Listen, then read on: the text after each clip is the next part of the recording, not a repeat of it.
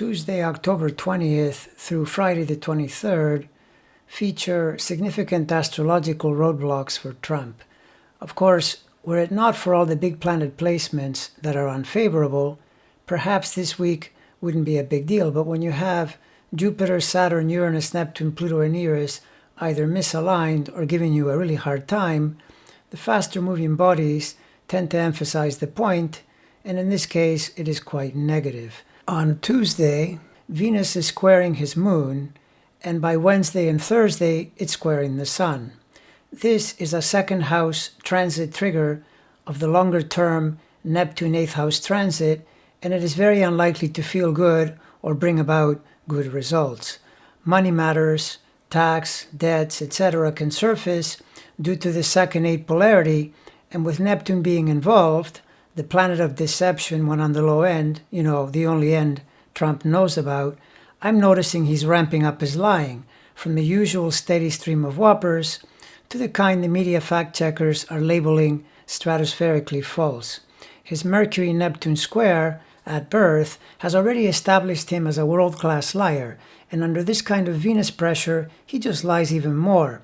But he's also a lot more likely to get called out hard and to score points against himself with the voters. The lunar transit during these 3 days is also difficult because on Tuesday, for most of the day, it goes through Sagittarius degrees that trigger his currently Neptune-challenged Sun-Moon Uranus. This also piles onto what Venus is doing, and going through his 5th sign, it will encourage him to be his playful self, which is one of the worst possible ideas at this stage of the campaign. By Wednesday, it switches into early Capricorn and irritates his T-square formed by Neptune, Mercury, and Eris, and then on Thursday, it works its way in between transiting Saturn and Pluto to trigger the opposition of these two planets to his 12th house, Saturn-Venus. Now Thursday, unless it changes, and we should keep open that possibility because we are on a retrograde Mercury period until election day. But otherwise, Thursday is supposed to be debate day.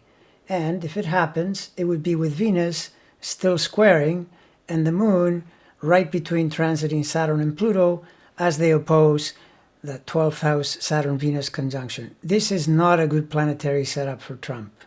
The debate is supposed to be about foreign affairs, but apparently the Trump campaign is furious because they were told COVID would be asked about.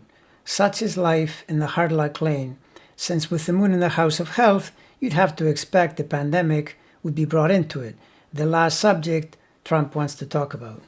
Meanwhile, Mercury is retrograding through Scorpio degrees that sesqui-square his sun and then semi-square his moon, and this is still active on Thursday during the possible debate. These aspects make for irritated communication, and for Trump, who is by default a kind of perpetual manifestation of irritation, this aspect amps up and increases the chances that he will damage himself through what he says. A curious point is that while the post-debate period on Thursday evening is awful because of where Venus, Mercury, and the moon are, Friday isn't quite as bad since they all move away somewhat, so it's quite possible he won't face as much criticism the day after the debate, but that won't matter much because they'll probably cover it thoroughly Thursday night, and his big planet action is so bad, he isn't going to get any significant relief on Friday.